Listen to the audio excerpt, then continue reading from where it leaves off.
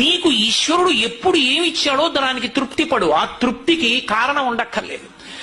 ఆకలి సరిగ్గా లేదని 1000 రూపాయల మందులు వేసుకుని ఏడుస్తున్న వాళ్ళు కోట్ల మంది ఉన్నారు. వేల పట్టున ఆకలేస్తోంది, సంతోషించు.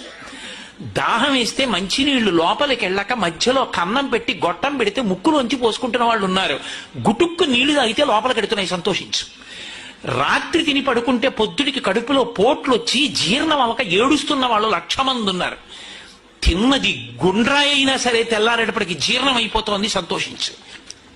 పడుకుంటే నిద్ర పట్టక చారుడు మాత్రలు వేసుకు పడుకుంటున్న వాళ్ళు ఉన్నారు. తలగడా మీద చెయ్యెట్టుకుని ఇలా పడుకుంటే నిద్ర పడుతోంది. పుస్తకం ఉంటే తప్ప మాట్లాడలేని వాళ్ళు ఉన్నారు. వేదిక ఎక్కి కూర్చుని మాట్లాడడం మొదలు పెడితే గంగా ప్రవాహంలో వస్తోంది, సంతోషించు ఈశ్వరుడి కారుణ్యానికి.